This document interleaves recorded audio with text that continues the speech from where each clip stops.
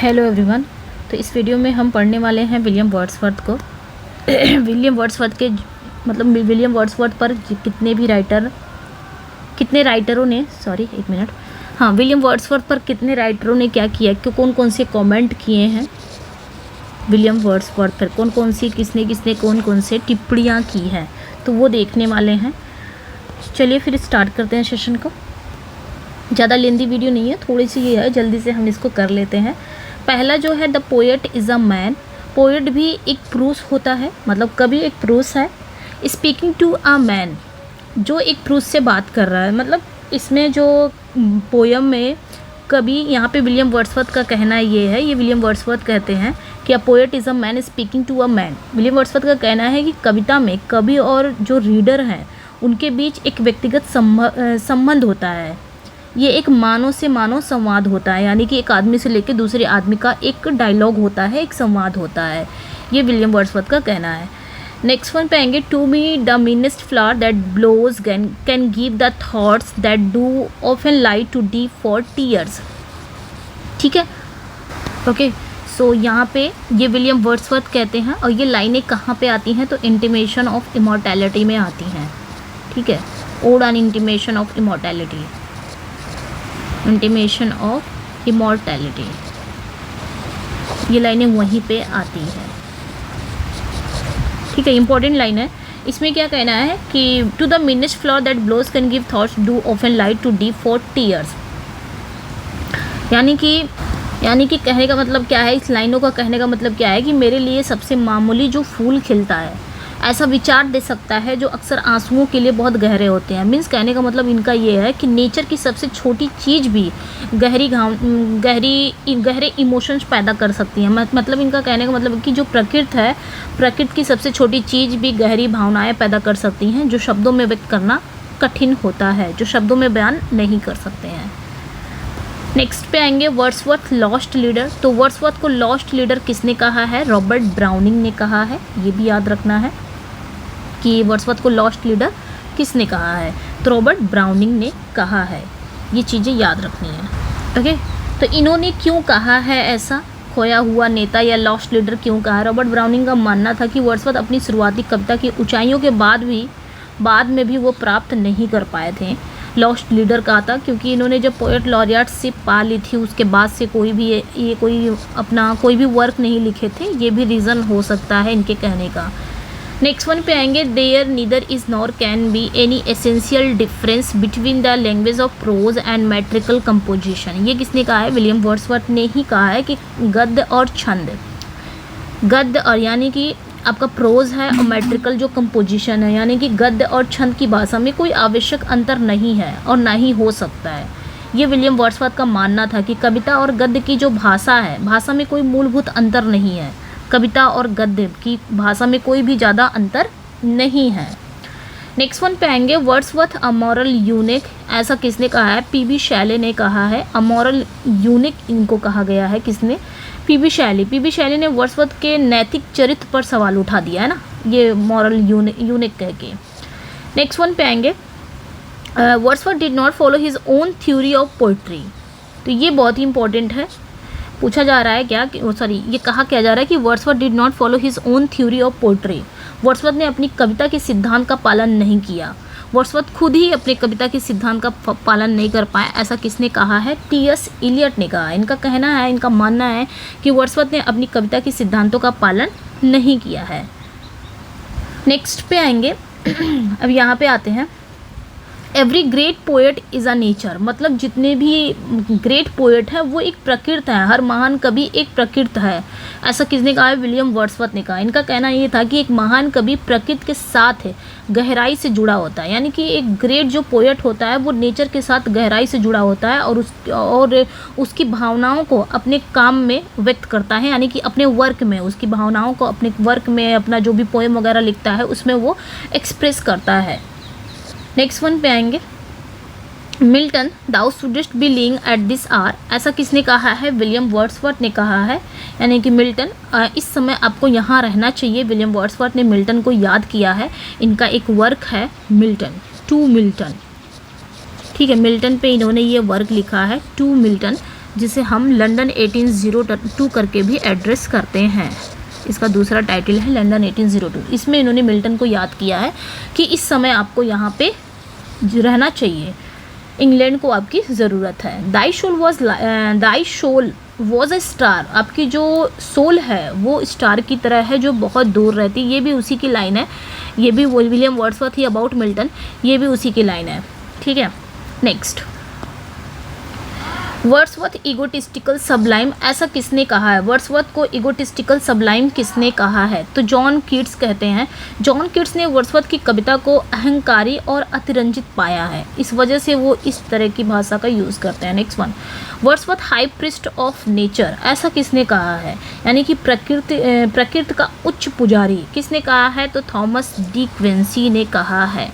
ठीक है, ये वर्ड्सवर्थ इन्होंने ही कहा है, ये चीज़ें याद रखनी है। और कहीं कहीं आपको मैथ्यू अर्नोल्ड भी मिल जाएगा, तो वो भी इसका आंसर होता है, बट थोड़ा सा यहाँ पे फ़र्क क्या होता है, इन्होंने क्वाइन किया है, आई थिंक इन्होंने ये वर्ड क्वाइन किया था। ठीक है, और उन्होंने कहा था, ये दोनों ही वर्ड, लेकिन इन्होंने ही क्वाइन किया था, तो ये इम्पोर्टेंट हो जाता है। नेक्स्ट वन पे आएंगे। अगला जो है, during the first year that mister Wordsworth and I were neighbour, our conversation turn frequently on the 2 cardinal points of poetry.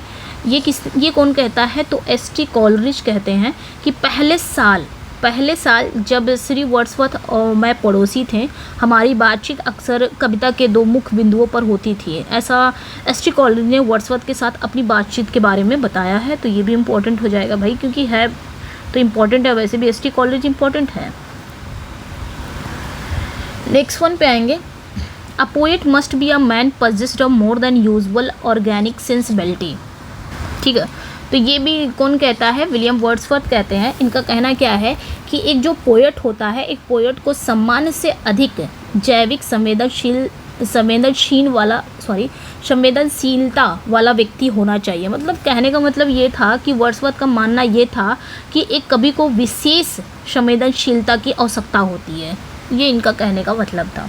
Next one पे आएंगे। Wordsworth had his passion for nature mixed in his blood, ये कौन कहता है? Thomas De Quincey कहते हैं।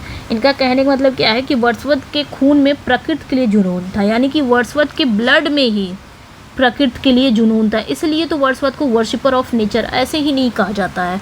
तो ये चीज़ें थॉमस डी क्विंसी ने कही है। उनका मानना था कि वर्ड्सवर्थ के प्रकृति प्रेम को रेखांकित करता है। ठीक है, नेक्स्ट पे आएंगे। Wordsworth was a real mastic of nature, ये कौन कहता है? गैरिक कहता है। गैरिक मतलब वर्ड्सवर्थ प्रकृति के एक वास्तविक रहस्यवादी हैं। ठीक है, मिस्टिक ऑफ नेचर, तो ये गैरिक कहते हैं, इंपॉर्टेंट है। गैरिक ने वर्ड्सवर्थ को प्रकृति के रहस्यों को समझने वाला व्यक्ति बताया है कि प्रकृति के रहस्य को अगर कोई समझ सकता है तो ओनली वन कौन है? विलियम वर्ड्सवर्थ है। ऐसा किसने कहा? गैरिक। व्हाट इज़ प्राइड, घमंड क्या है? अ रॉकेट, ठीक है, रॉकेट है। दैट इमुलेट्स द स्टार्स, ये कौन कहता है? विलियम वर्ड्सवर्थ कहते हैं, ये रॉकेट है, रॉकेट। ठीक है, मतलब घमंड क्या है? एक रैकून, एक रॉकेट जो सितारों का क्या करता है? इमुलेट्स करता है, यानी कि अनुकरण करता है। तो वर्ड्सवर्थ घमंड की तुलना यहाँ पे ये विलियम वर्ड्सवर्थ ही कहते हैं, ये भी लाइनें हैं विलियम वर्ड्सवर्थ ही कहते हैं।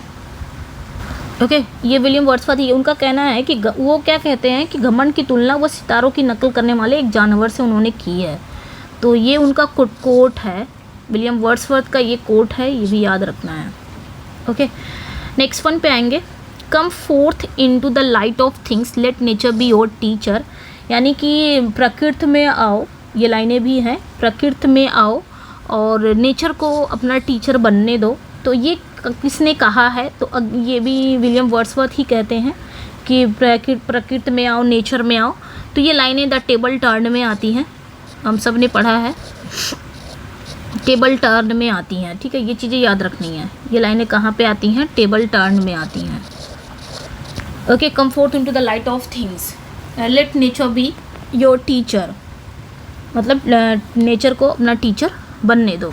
ठीक है, मतलब कहने का मतलब है कि चीज़ों के प्रकाश में आओ, प्रकृति को अपना शिक्षक बनने दो ऐसा विलियम वर्ड्सवर्थ कहते हैं द टेबल टर्न में। उनका कहना ये था कि प्रकृति से सीखना समझना महत्वपूर्ण है, प्रकृति से सीखो, किताबें कुछ नहीं है, किताबें सिर्फ एक बैरन लीव्स के समान है, ठीक है, ये उन्होंने कहा था। नेक्स्ट वन पे आएंगे, the ocean is mighty harmonist. ये किसने कहा है? तो विलियम वर्ड्सवर्थ ने खुद ही कहा, ठीक है। तो ये कौन कहता है? The ocean is a mighty harmonist, ये विलियम वर्ड्सवर्थ ही कहते हैं। उनका कहना है कि सबसे मीठी खुशबू वाला फूल शर्मिला और, यानी कि कहने का मतलब क्या है, जो ओशन है यानी कि जो समुद्र है वो एक शक्तिशाली संगीतकार है, एक माइटी हार्मोनिस्ट है, ऐसा कौन कहता है? विलियम वर्ड्सवर्थ कहते हैं। उनका कहने का मतलब है कि समुद्र की आवाज़ और लय एक संगीत की तरह प्रभावशाली होती है।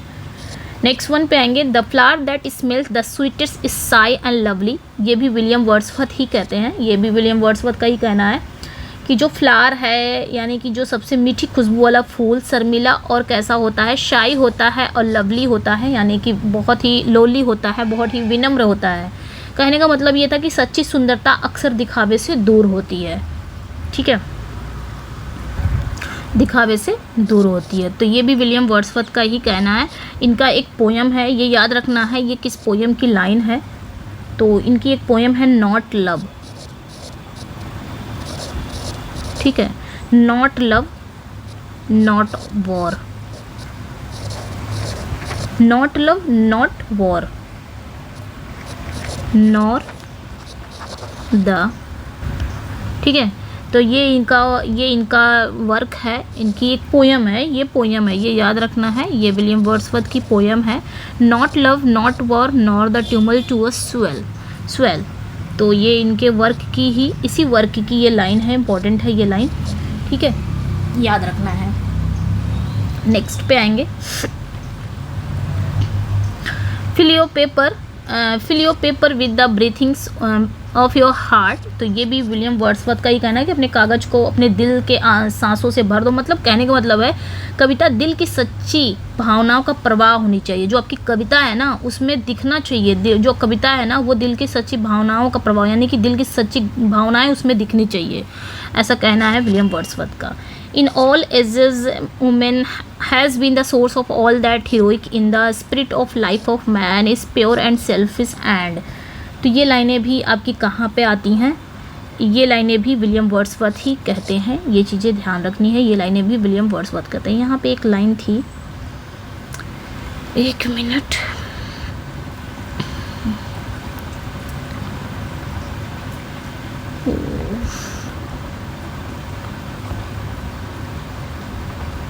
ये लाइनें, a poet must be a man possessed of more than usual organic sensibility. ये लाइनें कहाँ पे है? तो ये भी याद रखना है, प्रीफेस टू लिरिकल बैलेड की ये लाइन है, ठीक है, प्रीफेस टू लिरिकल बैलेड्स की लाइन है, ये ध्यान रखना है। ओके, फिर इतना ही रहने देते हैं। यस, चलिए फिर मिलते हैं नेक्स्ट वीडियो में, बाय बाय।